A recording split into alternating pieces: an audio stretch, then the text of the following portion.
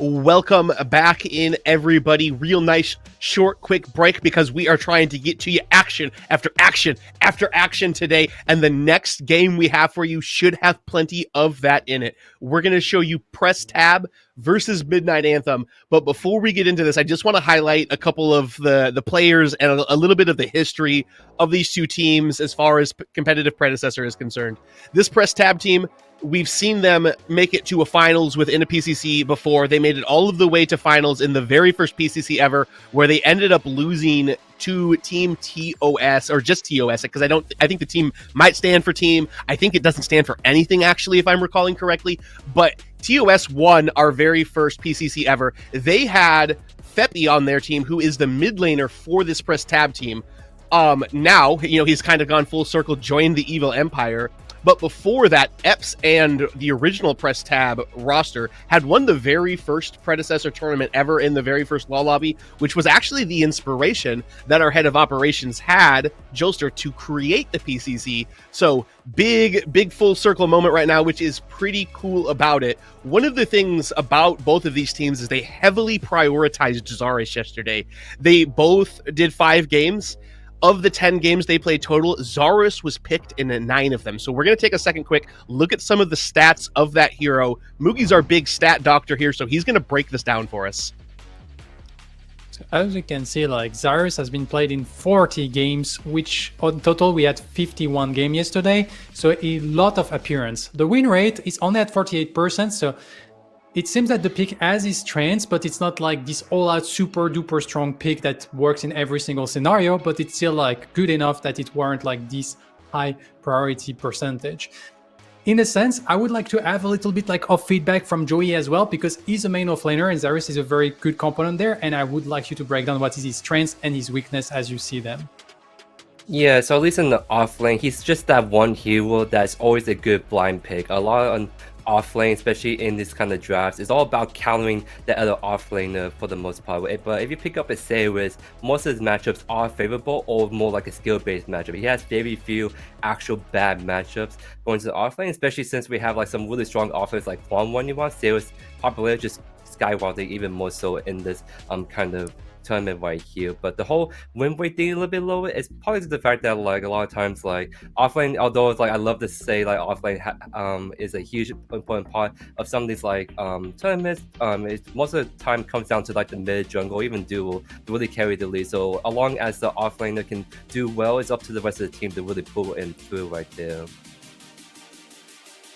It really is. So we've taken a second, we've talked about Zarus, but we have some other heroes that we think are going to be highly contested or really favored by these teams. For Midnight Anthem, we talked about how both Indo Complex and Wumba really like Richter. Wumba, one of the only people that's really taken Richter to the off lane nowadays.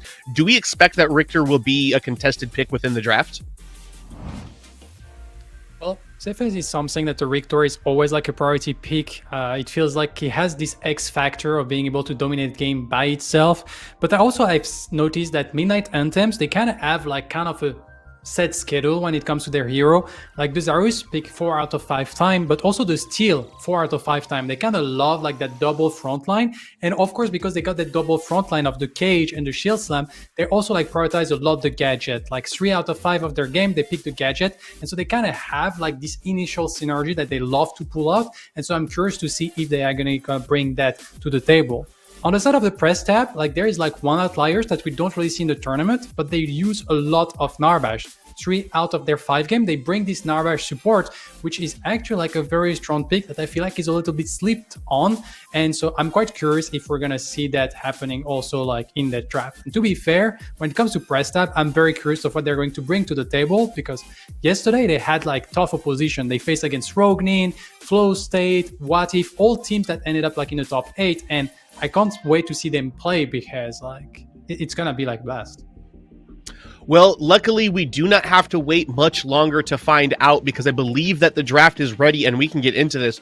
Joe, do you expect the Zarus to be the first contested thing that we see?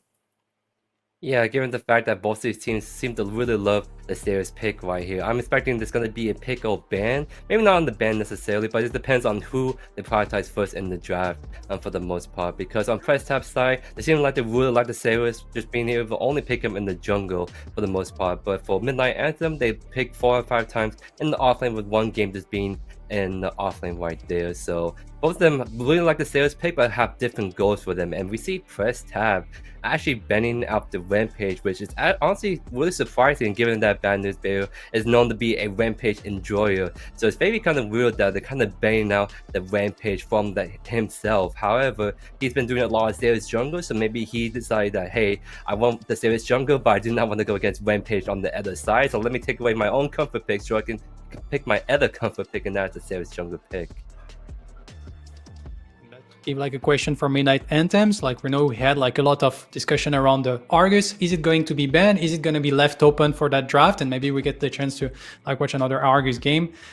It's a question. Of course, we can also like try to remove like another priority tank. Could be a Quang, can be a Rictor, and we keep that Argus open. Naturally, like Argus is annoying to play if you want to play Zarus, as we said, and so we see the Argus ban immediately to be removed, because that means every time you jump in as a Zarus, yeah, you jump in, but you're very, very easy to CC when you reach the ground, and then you can get absolutely obliterated as you touch the ground. So a pick like Argus could be like actually like very dangerous. But here it kind of asks the question like, okay, you have the Zarus open, but do you want to first pick it when there is like option like Quang and Rictor that can be like very, very valuable? And sometimes that if you pick the Zarus, you offer like both options to the enemy side. Also like the Drongo maybe that some teams seems to love a lot and seems to be like the #1 carry in that tournament. So I'm quite curious, options are open, and I can't wait to see what Press Tab is going to select. Yeah, I really don't think Stairs first pick is that bad, because we know some people sometimes even prioritize the Quan first pick, but we know that Stairs is actually a very good matchup in the offlane against the Quan. So if anything, if Press Tab picks up Stairs first here, well, Quan is still open, but do you really want to pick a Quan knowing that the enemy team has a Stairs that you're potentially going to be going in the offlane with? But gonna do the flip around, because Press Tab is actually going to prioritize the Quan first pick, and we know that Midnight Anthem really loves the Stairs pick, so it's actually kind of very like interesting to see that Press Tab just going for the flip around, be like, I actually don't want the Stairs, never mind, let me pick up the Quan first pick. So it's actually really interesting to see this kind of strategy that Press Tab is always trying to form right here. Maybe like they have the idea that if they do pick the Zarus, then we can still like move the Quang into the jungle and have maybe like a counter matchup for the Zarus. Or if they decide to not like risk it on self-midnight Anthem, they still like secure it for themselves afterwards. I guess like maybe here Steel is still also open. That's a pick that they kind of love on the side of Midnight Anthem. A lot of option. Can also be a Rictor jungle lane if you want to already like have a super strong dual lane and you feel confident on the Rictor, which can also like be open. The Bellica, of course, like always like at the top of the priority in picks and bans for a lot of team. And here it's actually like a Chimera Steel. So the Steel has been secured. They want like to have this strong front line, maybe also like a solution to the Quang in offlane and have like this like matchup that is a little bit like Resident Sleeper, but in a sense like allow the Steel to be like strong later on. And we secure the Chimera when the Rampage is being banned to have like a very, very strong presence in the early game, and that Chimera can actually like go for a lot of invade because it's probably one of the strongest like jungler early on. Yeah, so it's looking like Press Tab has some few options they can go with, because both teams actually really like the Richter. We've seen Bandits Bear sometimes picking up the Richter from time to time, and it can always go support as well. So I feel like if you're going against like the Steel right here on Midnight Anthem, you kind of want to match that front line and CC kind of tank with your own Richter pick right there, because if it's not pick up right here, I can imagine Midnight Anthem just banning that out, so it makes the front line CC kind of combination for Press Tab even more limited what they can do with all that. But again, like I really thought the Steel is going to be more priority pick, but we see that Richter is picked right here, very good solid pickup, but we see the Howitzer being locked in early for going, not going the beginning of Bellica right there. It's interesting that we go like for the Howitzer, since like the Bellica was also open in a sense. I guess we don't want to have to play the Bellica into the Howitzer, but Bellica is very good at receptioning a Chimera, for instance, and making like the life of a Chimera a little bit complex. We do have the Rictor that is picked with the Howitzer, because of course, if you have a Rictor into the enemy team and you get the Howitzer in your own team, like Howitzer is a big fridge, and we have a new big fridge that is going to come like soon in the form of Grim. But here, like the big fridge is very, very easy to grab, and so it's very important that you kind of remove like those potential counter pick when you play Howitzer, because Howitzer that is not contested can be like actually like very, very, very dangerous. If we look in terms of ban, of course, on the side of Midnight Anthem, like we got our own carry, and PTAB doesn't have a carry yet, so maybe we can like try to focus on that. And here, PTAB decided to remove the gadget. As we have seen, it's something that Midnight Anthem kind of like to do. And I don't think here like there is any reason to go for any Zarus, because we already have probably the off lane and the jungle. Even though I'm saying that, the Steel can still like go support now that we have seen the Rictor, but the Rictor can still be support or jungle, so there is still like a lot of little option open, and I guess like each team is trying to keep the card in their hand here right now to not like reveal everything. Yeah, really, there can be just a lot of stuff that can be changing around last minute to just show the other team off right there. And the gadget ban is pretty interesting, like you said. It seems like the target ban on Midnight Anthem, so it's kind of like saying that PTAB rather wants to go against the beginning or Belica mid, and for the most part for the Howitzer mid lane matchup. But also maybe the gadget ban is sort of like they throw it out there because the potential like combination of like a Sales and gadget being picked right here on Midnight Anthem. But seeing that Midnight Anthem going for the Narbash ban, sort of thinking that the Witcher is actually going to go off in jungle, and PTAB hasn't yet locked in support pick right here. But the game pick into the Howitzer is going to be quite interesting. I think Howitzer still have an edge in the range, but more importantly, as soon as game press ultimate, Howitzer press ultimate, get away, and it can do a lot of single high target damage to the gating right there. And so it's interesting that we see that the Kira being picked because you're faced against a Drongo, which means that naturally the ultimate is going to be like not that valuable, and also like we have like a lot of aggression, very dive heavy comp. So yeah, we got ban of the gadget, but I feel like this Gideon complement perfectly the draft of Midnight Anthem with the camera, with the Steel, with the jungle. Like camera doesn't like to play classical front to back. He loves to go in and that his whole team can follow him on the aggression, and Gideon was perfect for that, while gadget was a little bit slower. So I feel like maybe PTAB trying to counter what Midnight Anthem loves and maybe like shot themselves in the foot. And here we have the Decker Kira being selected and the last pick Zarus. So in the end, both teams were interesting by the Zarus, but we had to wait for the last moment. And here we have like I said, like this round comp of hyper aggressivity, hyper dive comp. And yeah, Rictor, Howitzer, Decker, you have some solution to reception that, but I have the impression it's a little too much maybe. It might be, but we do have these drafts finally finished up now. A lot of synergy between both of them. I do have a lot of questions about picking Kira into the Drongo already selected. What do you think about these in total, Joe? Yeah, so I really I don't know why people keep picking the Kira into jungle when they always see him, but I guess some people really value the Kira ultimate so much to the point that even if she's gonna get challenged here and there, like the time she can get the ultimate off can do some really deadly damage. But you are talking about going against a Sales again and Chimera Steel. It can be really hard and challenging to get your ultimate off while getting CC or just blown apart. But at the same time, PTAB have that nice peel for the Decker, the Witcher, and even Quan Howitzer. So it seems like all is gonna be on her team to peel for her and create the space for her to get the ultimate to do some really deadly AoE damage. All right, I'm putting you on the spot, Moogie. Pick a winner. For me, like from the draft and the hyper aggression, I will have to pick Midnight Anthem. I think they just like have a well-rounded things that works together, and it's very easy to execute. All right, first game of Group 3, ready to go. The draft is locked in. The only thing that is left is to play the game out. We're going to throw it over to Mana Class and Noctisera, who's going to be on the mics for this one.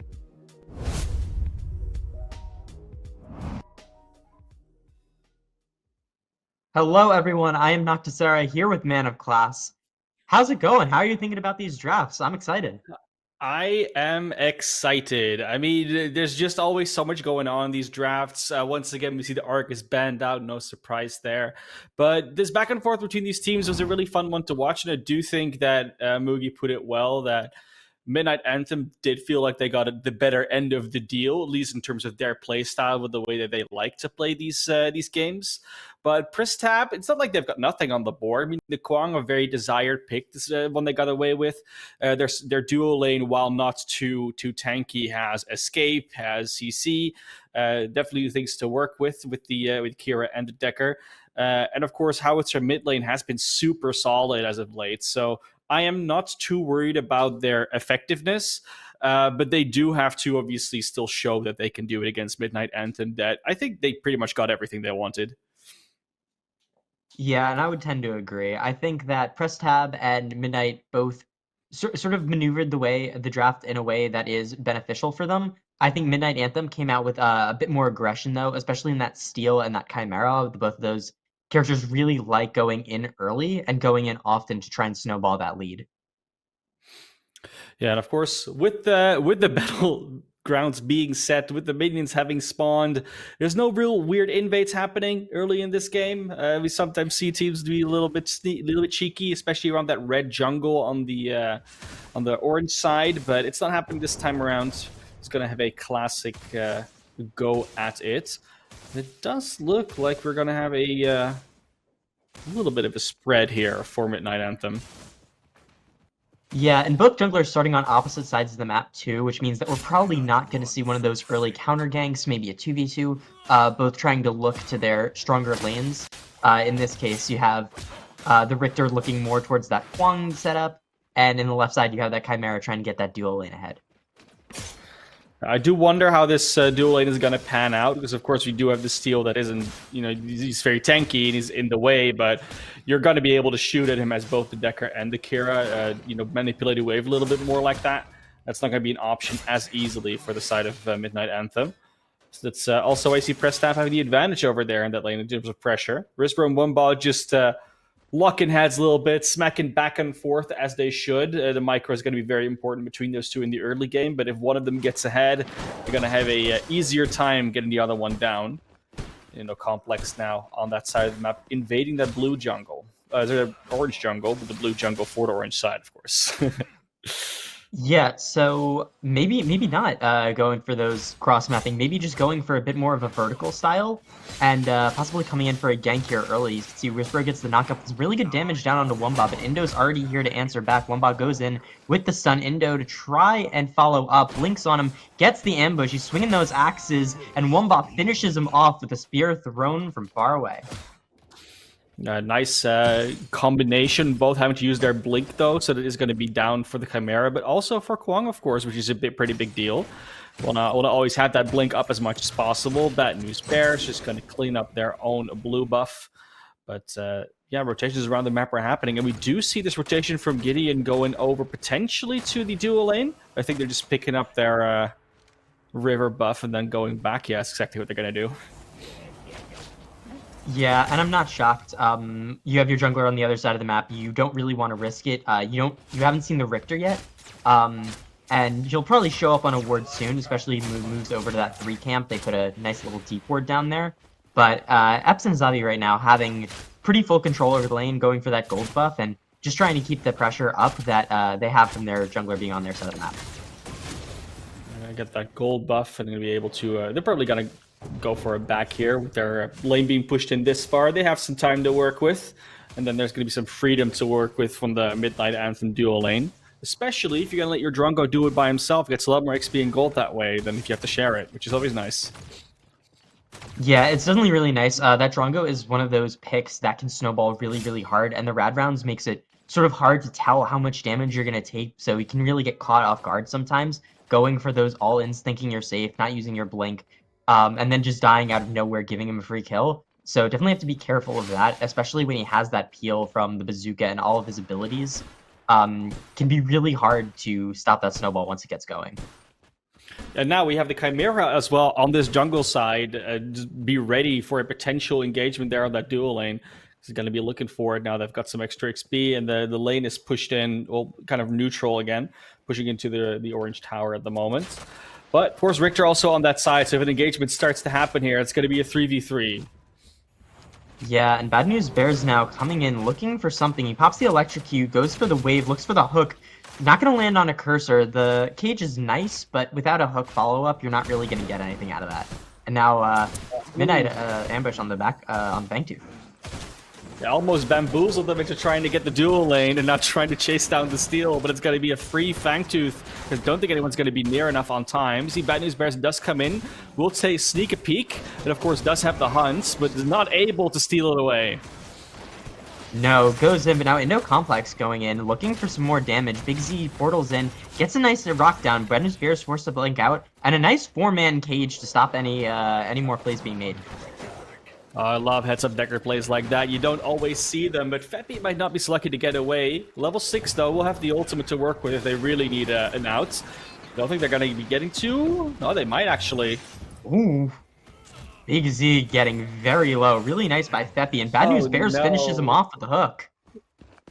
Bad News Bears, right place at the right time, and all these sort of sloppy, well not sloppy, but these really aggressive and more dynamic rotations coming out from both of these teams, really leading to an exciting early game. Only 2 eliminations though after 6 minutes. It's kind of weird if you see that all of that happening and only 2 go down. It's a lot of restraint, I guess, from both teams. Not overextending too much, not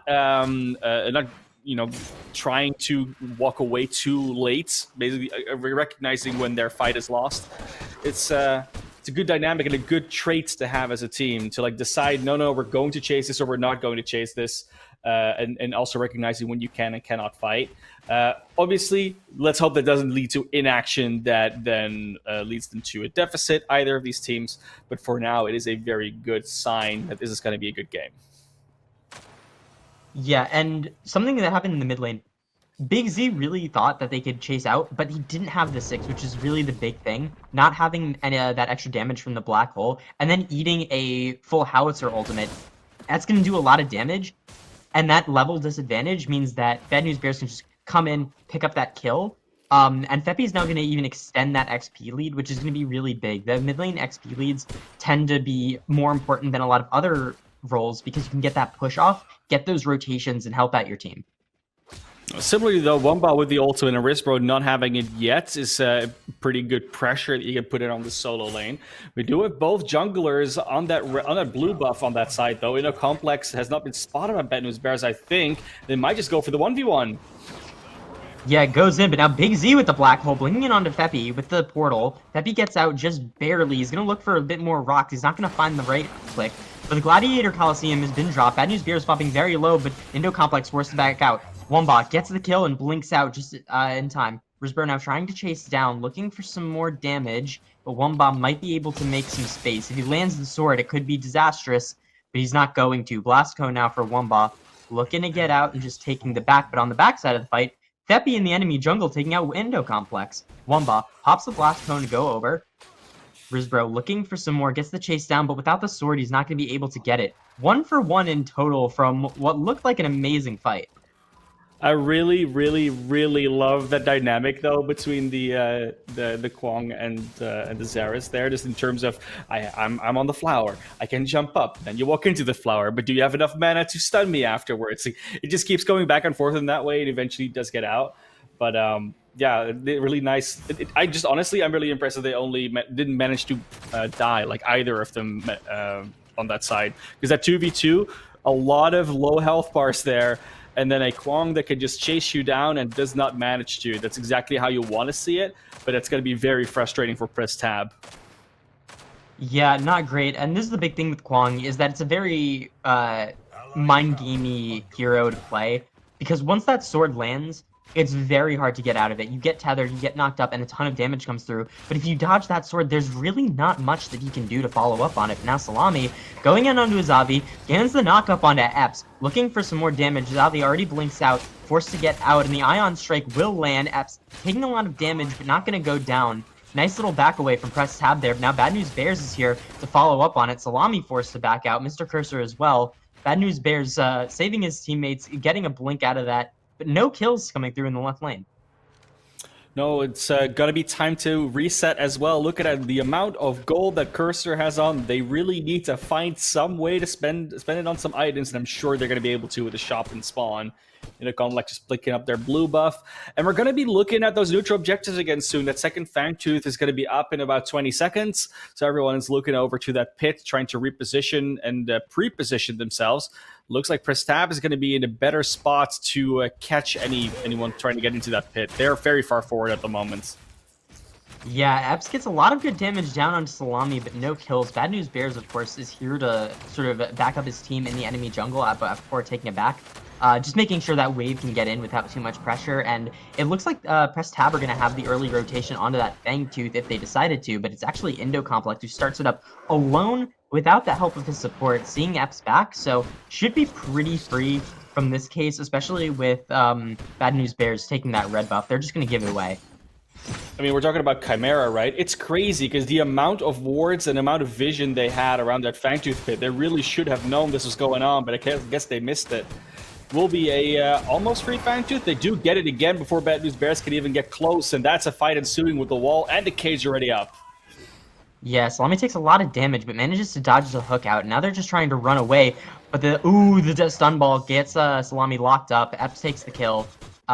A little bit too far forward to try and take the fight there. Really nice cage from the Decker, and Wumba on the other side of the map gets the 1v1. Yeah, very nice. He's got that elimination. They equalize the eliminations that happen across the map. Of course, that support elimination is going to be worth a little less than a solo elimination, and they got the Fangtooth. So all in all, looking with the lane pressure and everything in a bit of an advantage for Midnight Anthem at the moment. Nothing to write home about. I mean, we're still talking about a fairly equilibrium game, with the exception of course, those two Fangtooths. But we are going to get into a place where those team fights are really going to start happening, right? That second mini prime is closing in, or at least the transition to the last mini prime before full prime. And the third Fangtooth then as well. We're looking at roughly the 15-minute mark usually for that phase change of the game towards the mid game. And that is really where one of these teams, they're going to win a big fight usually. And that should set them up for a strong mid game. Doesn't win them the game necessarily, but it can snowball into that. Yeah, and Midnight Anthem looking to really push their lead now, going for that mini prime. We can already see people starting to converge on it. We do see Bad News Bears does have the hunt advantage here. Indo Complex has not really been farming as much, so if they wanted to go for a steal, they could definitely try to, but it looks like both teams are just going to back off here. Don't really want to coin flip around this, especially with Epps being over here. Having your carry on this side of the map and having the Drongo on the other side means that it's a bit harder because any fight lost is going to be that much more instrumental. Sometimes you talk about a little bit of a ward spot. This is a ward ocean. They've got so many around that pit. If either team doesn't know the other team started prime, they've done something wrong. Both junglers definitely want to remove those wards, but right now there's just a lot of heroes around there with the Colosseum on solo lane. This is a potential for a fight to ensue. Yeah, and Epps is already forced to blink out. Bad News Bears lands this UR onto 2 to get some good damage. Wimba blinks in, looking for Epps, and he will find it. Now trying to back up a little bit. They don't want to get hooked under tower, all of them dodging around, and the hook will miss. Really nice plays there from Wumba, looking for that blink, going for more. Bad News Bears thought that he might be able to buy enough time with that skewer, but not quite. And Risbro takes in the tower to even out the gold a little bit. Yeah, we do see that rotation, right? Like teams will opt to do that sometimes. You send your solo laner to the dual lane, your ADC to the solo lane, and that change in like who was where really was an unbalanced situation. But it does mean indeed that you get that tower on that dual lane. You do see potential for Risbro to walk back into that lane, by the way, as Mini Prime is being started and taken as well. It's going to be on Indo Complex, because why not? So let your jungler have some stats. And in the meantime, we still see that Drongo inching forward past the gold buff to try and get that tier 1 tower after they lost their own. Yeah, but Risber's already back there to clear that wave, answer back a little bit. But it is nice. You have that Drongo getting a lot of solo XP, and with Epps going down in the side lane, this Drongo is now going to start being able to push that lead. And if you're Midnight Anthem, you're pretty happy with this situation, right? You have the Fangtooth coming up in about 2 minutes, give or take. You have that Mini Prime already down, so if you're able to push this even further, the next fight could start to blow the game open. Right now, though, still pretty even, so really on you to push that advantage and get it. But this is a really big deal, right? Because we talk about like the solo XP that Drongo's been getting, and honestly, they're the only ones that are giving their ADC solo XP. We still see Eps continuously walking around the map with their Richter, with their support in hand, which means they're just gonna get less overall. And it's also way more resources intended. So the way that they walk around the map and the way they've rotated has been a little bit less efficient in terms of getting their ADC up. Like there's 2 levels of a difference between them. It's in reality like 1.5 maybe, but it's a really big indication of how big that gap is currently and how big it might still get if nothing happens. So they're really looking for this fight, and they're really looking for Eps to get something out of it, and for Cursor to not get anything out of it. Yeah, and you can see Bad News Bears looking for the hook in the mid lane, but Big Z just going to portal out. Now Wumba jumps in with the Coliseum, looking for some more damage onto Bad News Bears, who's getting focused down by 4. Will go down immediately. Big Z gets the black hole onto 2 and forces them back out, but mostly just zoning there on the fight. The Make It Rain, though, gets a ton of damage, forcing Big Z to back out there. Cursor now getting some good damage onto the wave, getting some poked out by Feppy. But a 1-for-0 right now, not really anything up to push any big advantage, so both teams just going to start to back away, maybe fishing for some more though. Thank you, finally up. Eps has been poking from the side a lot, and it's been a really good position for them to be in as a shield slam does come in, but gets absolutely nothing. Yeah, Azavi immediately takes out the kill. Wumba now very low, trying to get some good damage onto Feppy. Eps barely makes it out alive. The Wumba as well makes it out barely alive. Big Z now trying to get damage onto Rizbro. Eps is still there if they need some more damage, but just going to take the back. Big Z going to take the portal out. And a 2-for-1 is not what you want to see if you're Midnight Anthem when you thought you had full control of that Fangtooth. Yeah, exactly, and especially when you see that Eps is alive and also is getting the value in these fights, it's not what you want, right? You want your Drongo to be the one out damaging them, to outplay them, and in that situation, Cursor got way less done than Eps did. So that lead they were just talking about is shrunk a little bit. It might even lead to PTAB being able to get this Fangtooth, although there are a couple of members, and I'm more than a couple for Midnight Anthem coming. Yeah, Wumba immediately goes into the Coliseum, trying to get some damage onto Eps, but it's press tab with the Fangtooth. Eps goes down immediately. Indo Complex roars onto Rizbro, trying to get some more damage with the ambush, and there it is. Bad News Bears gets caught in the black hole. Goes down to Wumba. 3-for-0 right now, and Feppy and Azadi just not there. Not respecting the timers on Midnight Anthem, who just run back and immediately take that fight, even if they don't get the Fangtooth. It's good communication because they did decide to do it and then they did it, but maybe they should have done it with 5. Maybe they shouldn't have done it at all, but at least they committed to it. They did get the Fangtooth. Of course, you can definitely question whether it was worth it or not if you look at the results of that, because you're still going to give up a bunch of eliminations, not get any for yourself. And while that Fangtooth is nice to get, and you do deny that third one for Midnight Anthem, it's maybe not as big of a deal as it would have been if it was like a Primal Fangtooth, for example. Got to get some resets. Of course, we're waiting for this old Prime proper to spawn. The next Fangtooth is going to come up at some point. No one really has a clear way of pushing any lanes in at the moment, so we are waiting for maybe the last tier 1 towers to fall, and that should be about it until we get these neck neutrals. Because, of course, the towers are very much in favor right now of PTAB. Yeah, and also some interesting build options from Midnight Anthem. You can see the Drongo going for the Viper first, actually. I remember having a massive argument with F6 about this. It's more when you're looking for scaling and you're going to be hitting a lot of tanks rather than the Vanquisher looking for a lot of damage early. And it definitely leans more into that crit build. And Wumba actually goes for the Mutilator first rather than just going for that augmentation straight into the... I'm forgetting the Berserker's Axe. Sorry, thank you. Yeah. And Cursor now going for the Spy Splitter. So some interesting options here. Looking more into that scaling damage than just getting that upfront snowball. Yeah, for sure. I mean, those item choices can matter a ton, especially in a match like this. And if you are looking at a team that has more tanks in them, or more tanks that will try to deal with you as an ADC, going for those anti-tank items is usually a better option in that situation, especially in the early game. But in the end, if you're going to get 5 items, you got a lot to choose from. And these ADCs, they don't usually flex that much in terms of which items they pick. It's more the priority that they go for, like which do you get first, which you get second, etc. So it's good to see that they are thinking about it, at least. They're not just mindlessly building the same thing every game. That would be very shameful, I'd say. Yeah, and you can see it too with the Basilisk from the Chimera.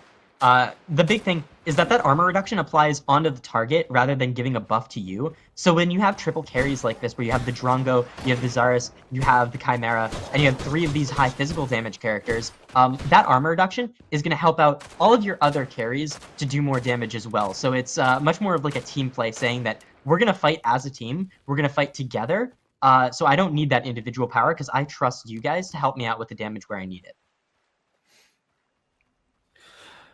That's I mean, that's pretty much what the item does, right? Yeah, sorry, like I'm just listening to you talk, and it's great.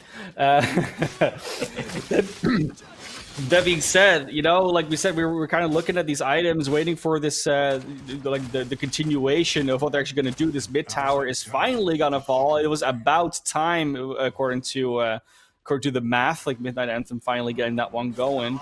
But they have been late with catching a couple of these tier 1 towers. Like that solo, the dual lane one is still up, for example, but Risbro might not be getting out of this one.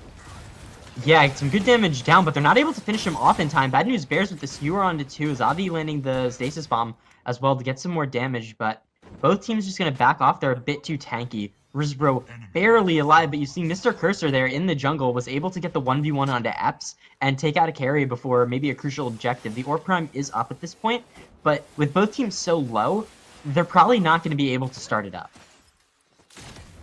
Probably not. It shouldn't be...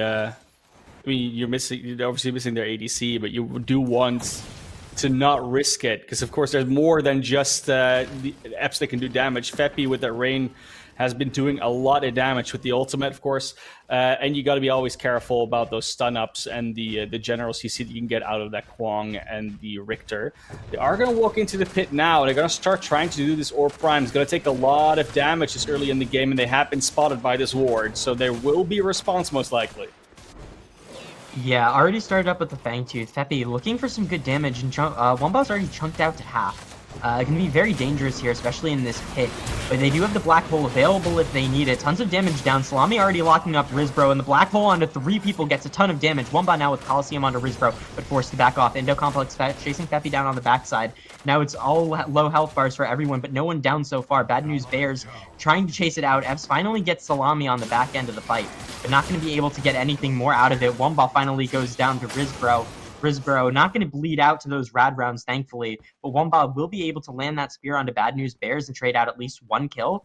But with Ep still alive, they might be able to take out this Orb Prime. Nah, they won't be able to. Their tanks have no HP. They have to reset first. Like if you see your Kwong sitting on a sliver, you cannot take that, and none of your team can properly tank that.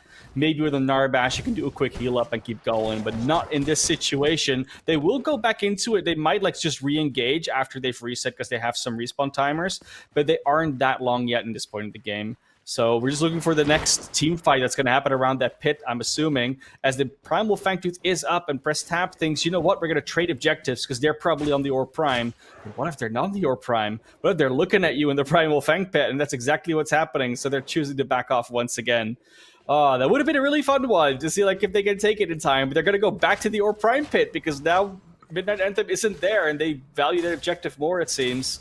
So it looks like we might just be in for another fight as both these teams keep sort of waving back and forth between the two objectives at this point. Yeah, currently it's really just a big dance to see, are they going to trade, are they going to fight, what are we doing here? But with wards on both sides of the map, both teams kind of know what's happening. They see each other walking through mid, they can see what side they go to, so it's mostly just baiting one or the other, try and walk in. You go first, no, you go first. And it's actually going to be Midnight Anthem that goes first, trying to get some damage onto that Fangtooth, but immediately backing off. Trying not to take any risks. Risbro looking for something on the back line. You won't be able to find it now. Salami with the engage and the jump down. Call onto Risbro, who's getting very, very low. If they're able to finish him off, that's one tank that's able to get taken out. The Wicked Rain comes down, chunks out Big Z, but he's not going to be able to get it before Indo takes out Risbro. Now it's Feppy alone in the middle of 3, taken out. Epps manages to get Indo Complex on the dive, but it's currently a 1 for 2.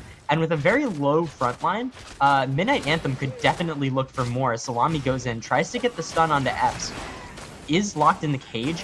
The steel wall is going to make sure that Epps can't get any more damage onto him. Bad News Bears lands the hook for some good damage, but Epps takes too many rad rounds and is way too low to continue fighting. Midnight Anthem with a pretty solid fight there, forcing Press Tab back, and they might be able to lock an objective off of this. Yeah, this rotation, they're like, oh, we're going to bait Primal Fangtooth, and then as a team rotate to the mid lane because someone is still going to be coming from that mid lane. They managed to catch one out, catch two out, and indeed with that lead, they should be able to go for this. There is a opportunity for Bad News Bears to steal this. They have the hunt, and the jungler is not there for Midnight Anthem. Yeah, Bad News Bears does see them on it, but now they're actually going to pull off, just trying to bait Bad News Bears to come in, maybe look for that steal, lock them up, but... Yeah, both teams, that Primal Fangtooth does so much damage this early into the game, right? When you don't have that many tanks, when you don't have that many items, you're not full build, and you just have to be really careful because it acts as an extra 6th member against whatever team is taking it. So even if you're ahead, you're still outnumbered. Have to be very careful. Yeah, for sure, and especially if that steal is only level 9, right? Like, yeah, your Zarus is pretty tanky, and your Chimera might be able to heal up a little bit with the passive, but there, like you said, it's not even just the items, it's just also the levels of the full HP bar that is missing at the moment. Just need a little bit more oomph in order to take it that quickly. Also, in terms of damage, just not fast enough. But with these lanes pushing in now, because it feels like Midnight Anthem should be having the lead here, they still are not pressing into the lanes as much. They're really looking for this objective. And if anything, they're not really playing that aggressive. I was expecting them to go a little harder on a couple of these things, but they're really playing very conservative and very calculated almost, which is not something we see that often from them. Yeah, and this is one of those things where the game, like, even if you have a lead, if the game's not blown open, you can't really just do whatever you want, because you're still at risk of dying and throwing the game away that you have an advantage in. But all it really takes for Midnight Anthem is one good wombo combo, right? They have that Coliseum and that Black Hole that can combo together into a Steel ultimate, so you have to be super careful, because one 5-man Black Hole is all it takes to just win the game on the spot. Xavi... looking for a bit, but might have pushed in a bit too far as the call comes out. And Indo Complex immediately one-shots him before the fight even starts. Azavi getting a little bit too antsy there and might have just thrown away the Primal Fangtooth. Yeah, they definitely might have, but there's still, again, if both hunts are there, there is an opportunity. And your Decker, while providing a lot of spatial control, not as big on the damage at least, on the health pools. Good skewer from the Richter after the Coliseum. Yeah, and the Black Hole goes on to 2. Eps is able to get out of it, but Bad News Bears is not. Feppy able to trade out a bit of damage with those missiles, but it's not going to be enough. One boss still, Salami, sorry, looking for it. Lands a 3-man knockup, but doesn't have the follow-up there. So he's just going to get one shot, trying to maybe buy time for his team. Big Z does not have the Black Hole, so has to be very careful here. Wumba, though, blinks in, gets the stun onto Epps and some really good damage now, trying to chase out. Looking for it. Big Z needs to land one more, but Wumba will finish it off with the spear. Feppy goes into make it rain to try and dodge something out. Risbro on the back end, taken out by Big Z. It's only Feppy alive, and he'll go down as well. 2 for 4. In favor of Midnight Anthem, and when it's only the Decker alive, that's probably going to be that Primal Fangtooth. Azavi doesn't really have the damage to take anything there, out. Right?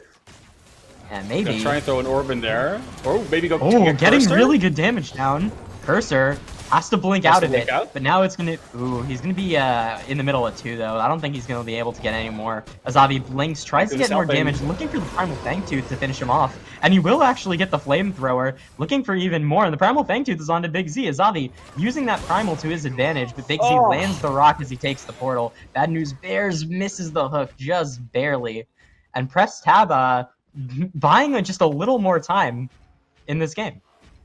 Just a Decker will probably not do it, right? The famous last words. Well, famous last Decker words. Might as well do it on their own. I mean, it's what you said, right? Like that Fangtooth will just act like an extra teammate for you if the other team is in the pit first. So that was a lot of extra damage. You have to see your cursor blink out there, because otherwise they go down. Still find the elimination on the next one. Like it just keeps on going with this Decker.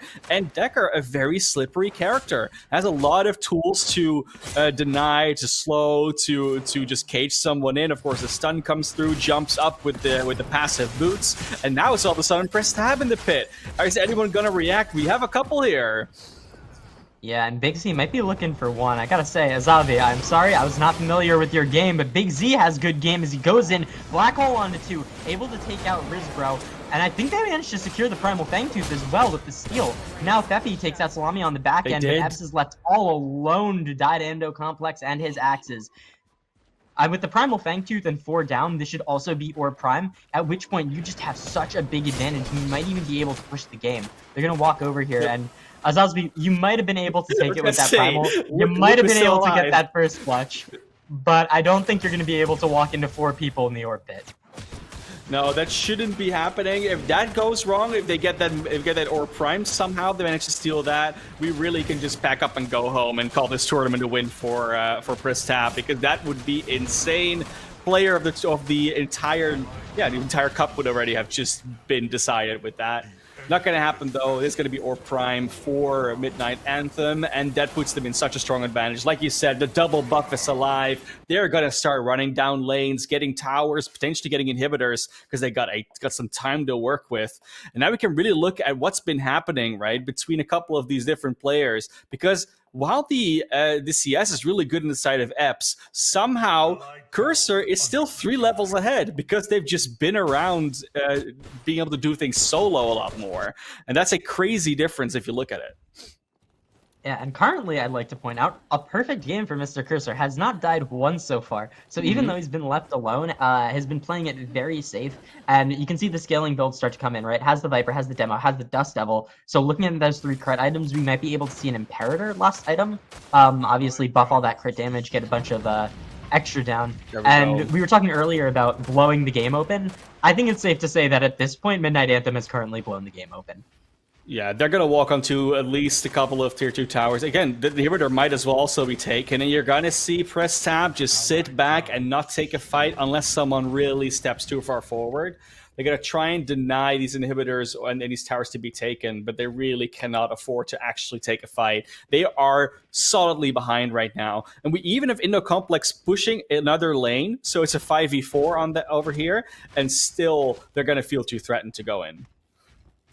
Yeah, and Salami absolutely only caring about Epps. 3 armor items versus 4 magic damage is a bit insane, but I mean, hey, if it works out and you're making sure that Epps just can't kill you, I guess it's been working. You can see Womba also went for that Crystalline Curious rather than a 3rd Bruiser item, so just building a little bit more tanky, knowing that his carries are going to be able to get those damage off in the fights. And now going to be starting to knock on those inhibs. Indo Complex was able to push in that right lane and get some good damage down. The Steel Wall here is able to buy time for those minions, but Bad News Bears looking for the skewer, not going to be able to find it. Feppy getting some good damage off onto Womba. Steel trying to back his team up. The Bag Z goes in, tries to find it, able to find 2 so far. Mr. Cursor as well, tons of damage out. Salami, a little bit aggressive there, but with 2 kills already on the board, they might be able to try and look to siege out some more. Risbro looking for the sword and some good damage, but not able to get a kill with the ultimate. Big Z forced to back up. Cursor's already looking at that mid inhib as well. And once the triple inhib goes down, once you have those supers pushing in, 30-second death timers might be enough. Midnight Anthem currently looking for the game. The jump onto Risbro gets some good damage off, but he won't go down. Salami also very low. Just need to buy a little bit more time for waves, and you'll be able to finish this game out as they're going to start knocking on the core. Feppy, last chance to try and clear the waves, get a little bit of damage down. Womba just buying some time for his team to hit that core. Doesn't need to go down. And Midnight Anthem, in 33 minutes, takes the game. What well played for them, honestly. And I think, like, again, a really big part of this is it's twofold, right? Essentially, the biggest part of their strategy, or the biggest part of their execution, came down to Salami pretty much not playing with Cursor most of the time.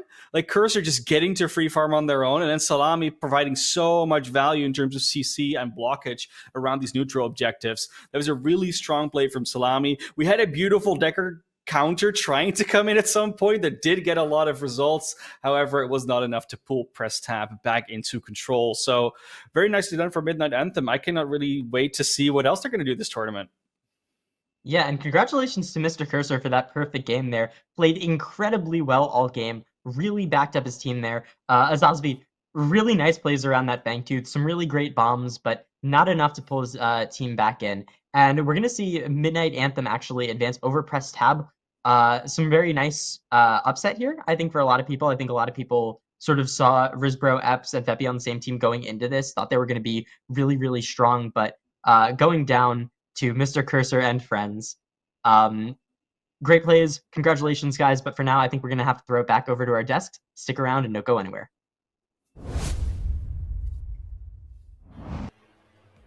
Thank you so much, Noctisera and Man of Class, on top of their game as they always are. But yes, big shout out to Mr. Cursor and his friends. Cursor with the perfect game. If you know, you know. Cursor's probably done more for this community than any of us combined, but I think that game really came down to objective control. Joe, what did you see out of Midnight Anthem? Yeah, so Midnight Anthem had just some really great control of the objectives. Like with the Chimera pick especially, allows you to just go for early objectives. You see time to time again that Chimera, as soon as Fang 2 is up, he's running towards it already because Chimera is just such a great solo objective killer with that health regen. And even when it comes to the mid to late game team fights, when you're playing around Primal, Chimera can have his health regen really survive the Primal Flame Breath by like the Fang 2's right there. So it's just honestly the objective control with Midnight Anthem from start to finish right there. Did you have any notes from that, Moogie, that you'd like to point out? Well, PTAB didn't show up for the first 3 objectives, so they got sneak up. Then Primal Fangtus, MVP of killing multiple player by himself. And of course, like this Zarus, like it was 100 kill participation at 18 minutes, in the end 80%. So maybe the Zarus we were talking about like was important for that match. I think that it may have been as well. We are going to go to a quick break before we come back with our next game. But before we do that, I want to remind all of you, if you like what you're seeing and you'd like to support us, we do have a GoFundMe that is going towards the prize pool and helping out the PCC. Hit ! support within the text chat there in Twitch to get the link. Send us over some things. We promise all of it goes into improving PCC. We can only be as good as we are because of the help from the community. And speaking of the help from the community, we appreciate all of the people that have come in here. It is the PCC's Twitch channel's Twitch affiliation anniversary today. We would have never made it there without all of your guys' support. We all love Pred. We appreciate all of you guys coming together. We will be right back with our next game.